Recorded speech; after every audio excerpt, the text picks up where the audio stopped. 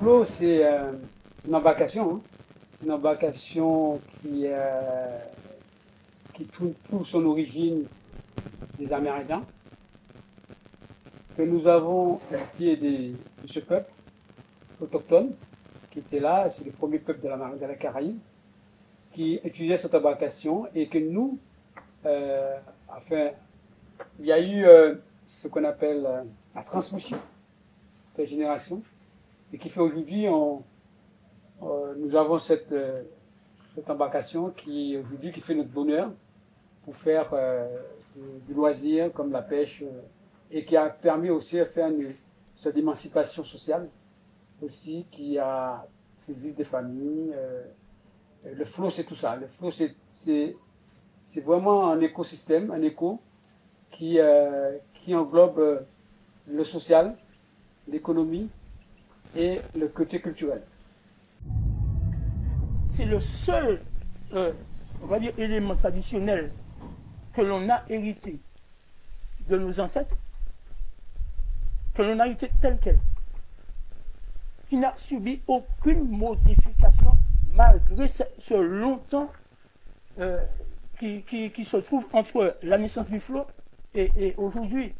Oui, donc si vous allez dans le sud de la Martinique, ils ont peut-être l'héritage de l'aïeul, mais l'aïeul aujourd'hui a perdu un peu de son âme de naissance.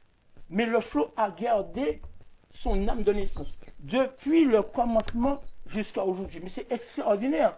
Des milliers d'années se sont écoulées entre aujourd'hui là où l'on touche un flot. Quand vous touchez un flot d'ailleurs, vous touchez ce qu'a touché le premier homme qui a vécu ici à pratiquer. Quand vous pratiquez le flot, vous pratiquez tel que le premier homme l'a pratiqué. Parce que chaque année, il y avait ce rituel. C'était un jour précis, il fallait le couper, le préparer et le mettre à l'eau. Et c'était le moment qui était un moment très très important, parce que c'est là qu'on entrait en c'est-à-dire l'émancipation du jeune. Parce que celui qui avait un flot, on disait qu'il est entré en liberté. Parce que cet élément-là, avec cet élément-là, on lui donne, c'était l'occasion qu'il entre en liberté. Parce que quand on prend un flot, on est seul avec son flot et l'eau. On est tout seul à un moment. C'est nous qui devons gérer tout ça. Et quand les parents te donnaient un flot, on entrait dans ce processus d'émancipation. Et le samedi Gloria, c'était une fierté de faire partie de ce jour-là. Le samedi Gloria, on voyait tous les jeunes de Granville, les plus petits qui avaient l'occasion d'avoir le flot, avoir cette fierté de porter le flot sous l'épaule et descendre dans la rue avec fierté, ils portent leur flot. Arrivés sur la plage, ils posaient leur flot et puis avec fierté, ils se mettaient debout juste derrière le flot et ils regardaient le flot, ils regardaient la mer et tout le monde qui était là, on avait des centaines de personnes autour de là pour assister à la mise à l'eau. Pour moi, c'était le moment c'était un moment très très fort. Et ça, j'ai encore de l'émotion quand je raconte ça. Parce que c'est là qu'on voyait vraiment le côté important pour nous d'avoir cette embarcation-là. Chaque personne le chérissait. Et quand on prenait la première vague, alors là, on était aux étoiles. Alors, il n'y avait rien de le plus bonheur. C'est un bonheur. On prenait la première vague, le premier flot qu'on a coupé. Et si le flot ne fonctionnait pas comme on voulait, c'est pas grave. Le lendemain, on remontait, on a cherché notre flot. On le montait, parce qu'on est dans le rythme. On a cherché notre flot, on va le faire. Et le flot, on le gardait pendant 1 an. À peu près le minimum 1 an. Et pendant toute l'année, on utilisait le même flot. Après l'école, on sortait, on allait en mer, on prenait le flot, on allait prendre quelques vagues. Et c'était tous les jours comme ça. Tous les jours.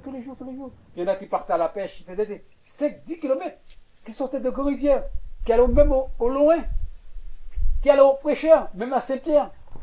Et pendant qu'ils pêchaient le poisson sur le flot, ils le vendaient au Macouba, ils le vendaient au Bassouane. Et quand ils redescendaient, ils pêchaient encore, ils donnaient à sa famille. Il arrivait à Gréguer qu'il en avait trop, il le vendait, il le donnait à sa famille. Voilà tout ça, le flot, voilà le vrai, qu'on appelle ça, richesse du flot. Il a tout ça, moi c'est un trésor pour nous et ce trésor-là on veut le chérir, on veut le partager avec le maximum de personnes, le maximum des gens qui souhaitent le connaître. Et c'est pour ça que nous faisons une initiation au flow. Alors, en ce qui concerne le bois, alors, il y a deux moments du flow. Il y a ce qu'on appelle l'arbre. L'arbre s'appelle Acroma pyramidal, c'est le nom scientifique des Européens qui ont donné le mot Acroma pyramidal. Acroma pyramidal, Acroma qui veut dire palme, pâle, et pyramidal, pourquoi? Parce que l'arbre, cet arbre-là, il pousse, à un moment, il fait des branches comme ça. C'est une pyramide inversée. Si vous voulez, les branches sont coniques peut-être à 45 degrés, ils sont à 45 degrés, et ils ont donné un Acroma pyramidal. Mais notre nom endémique, c'est le bois flou. On le trouve aussi en Amérique centrale, on trouve le balsa, ce qu'on appelle le balsa. Le balsa, c'est un bois léger, c'est le bois qu'on appelle le radeau. Le balsa, ouais, c'est ça le radeau. Et ici, nous avons le bois coton, le bois flot coton et le bois flot. Et le bois flot coton, c'est une espèce qui est un petit peu plus grande, mais on peut avoir de la chance de le trouver, parce que c'est là que l'arbre, parce que cet arbre-là, c'est un arbre le plus léger du monde. Paradoxalement, il pousse très vite, dans un milieu humide, il a besoin de beaucoup d'eau. Quand on le prend, ce flot-là, peut-être à la coupe, il faisait peut-être 100 kg. Ce flot-là, il faisait 100 kg. Maintenant, il est descendu à peu près à 15 kg. C'est-à-dire qu'il faut dégorger l'eau. Plus les alvéoles sont ouverts, plus le flot devient léger. Et nous avons des flots qui font à peu près 3 kg, 3-4 kg. Alors, c'est le bois le plus léger parce que les alvéoles des flots, c'est comme les nids d'abeilles. Il y a de l'air à l'intérieur. Et mieux que c'est séché, et mieux que nous avons de meilleurs flots qui prennent les vagues de manière beaucoup plus aisément. On va avoir des vagues beaucoup plus. On va mieux épouser les vagues. Voilà, c'est tout ça. Et le flot aussi, c'est un arbre qui pousse très très vite. Au bout de 6 ans pour l'exploiter. Une fois le pousser, il pousse très très vite. On peut le voir. Et c'est aussi, l'arbre aussi a aussi un écosystème autour. C'est-à-dire cet arbre-là, on fait le tronc, on va faire le flot, on peut faire le pri-pri. Alors le pri-pri, c'est notre type d'embarcation que nous faisons comme les catamarans, comme les hobbycats. On met 2 flots, bardés de bois, deux planches de bois, on met une voile et on peut le naviguer. On a fait la traversée entre la Martinique et la Dominique avec. Récemment, en 2000. En 2000, ça s'est fait avec des jeunes de Grandière. Et même toutes les fêtes patronales, avant qu'on parle vraiment des viols, c'est ça qui animait les fêtes patronales dans les communes. Dans les communes, parce que dans les communes, il y avait des plans d'eau, le Marin, Diamant, Saint-Luce, Sainte-Anne, en fait, tous ces endroits-là, le Trois-Îlets qui faisaient des animations, parce qu'il y avait des régates avec le flot, des régates de pri-pri. Et aussi, cet arbre-là aussi, les branches, qui étaient qui faisaient à peu près un diamètre de 10, on le coupait, on faisait des flotteurs de sel. Il y avait toute une industrie qui était autour du flot. L'arbre, une fois coupé, il est exploité.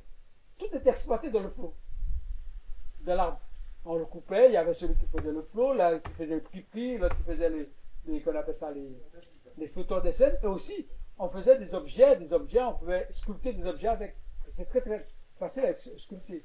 Sculpter pour faire des sujets au profit pour les enfants, on faisait des petits chevals, des trucs comme ça. Et pour nous, le flot, c'était. Cette association, notre association a créé dans le but de le partager et de faire connaître cette embarcation. Parce que il y a eu cette coupure. Il y a eu toute cette partie que le flot était intensément utilisé juste dans les fin des années 70, début 80. Les années 80, rituels respectés. Et fait au milieu des années 80, il y a une rupture. Et cette rupture est venue de quoi? Parce que c'était la période où il y avait plus de migration. Les jeunes Américains qui partaient pour la France, qui partaient pour l'Hexagone. Et en fait, quand on a eu cette rupture. Alors, quand on parlait souvent, Sylvain et moi, nous avons eu cette chance d'avoir eu cette transmission de manière honnête et correcte. Pure. Ouais, pure. Et moi personnellement, je n'ai pas pu faire cette façon. Pourquoi? Parce que je suis parti au milieu début 70, je suis parti. j'ai pas transmis. Sylvain est resté. Sylvain a vu la transformation. Il a vu la transformation. Et le moment que le flot a commencé à diminuer, c'est qu'il n'y avait plus de transmission. Et aussi, le surf commençait à prendre de l'ampleur. Et on voyait des gens qui venaient de l'extérieur arriver à Grand-Rivière parce qu'ils savaient que le spot de surf à Grand-Rivière était très prisé. Ils sont arrivés avec le surf. En tant que riverain, on voit ils voient des techniques modernes qui arrivent, on tombe dedans et ne pas avoir ce côté respect du flow, on tombe très très facilement. C'est comme si on me dit est-ce que je suis capable d'aller est-ce que je préfère aller au Bakuba à pied ou en voiture. Ouais. En fin de compte, on peut pas facilement on va prendre la voiture parce qu'on ira beaucoup plus vite. Et qui fait que quand le surf est arrivé, ça a été un engouement, les jeunes sont arrivés, on s'est engouffrés dans le surf. Et d'ailleurs, ça a été une chance pour les riverains, enfin une chance, on peut dire à demi-mesure, parce que quand le surf, ils ont commencé à faire le surf, les meilleurs surfeurs c'était des riverains. Parce qu'ils avaient cette dextérité qui était sous le flot. Ils savaient se tenir sur le flot et monter sur le surf, c'était beaucoup plus facile, beaucoup plus aisé. Vous voyez, et même les meilleurs surfeurs de la Martinique, c'était des riverains. C'était des riverains. Et alors, et Sylvain faisait partie. Sylvain faisait partie. Et Sylvain peut mieux vous raconter parce que, et une fois c'est arrivé, le flot commençait à entrer dans un endroit, c'est comme le cheval de la voiture. et le flot commençait à se mettre de côté, et ainsi de suite. Et nous, aujourd'hui, on essaie de remettre ça en avant avec des initiations. On fait des journées d'initiation. Il y a des groupes qui nous appellent. On fait de la promotion à travers notre page Facebook, des différents réseaux, pour permettre de dire, bon, on a une journée d'initiation. Et quand on fait une initiation au flot, on arrête la réservation, parce qu'on n'aura pas le temps de gérer tout ce monde, parce qu'ils arrivent par cinquantaine. Ils arrivent par cinquantaine pour faire le flot, parce qu'ils sont curieux de connaître cette embarcation, parce que la façon qu'on en parle, j'ai dit, mais c'est pas possible, ça n'a pas pu passer comme ça, puis on ne le connaît pas. Et les gens viennent ici en groupe pour participer. Et ça nous permet de faire aussi cette transmission, ça nous permet aussi de faire connaître aux gens le flow, et ça nous fait plaisir de partager.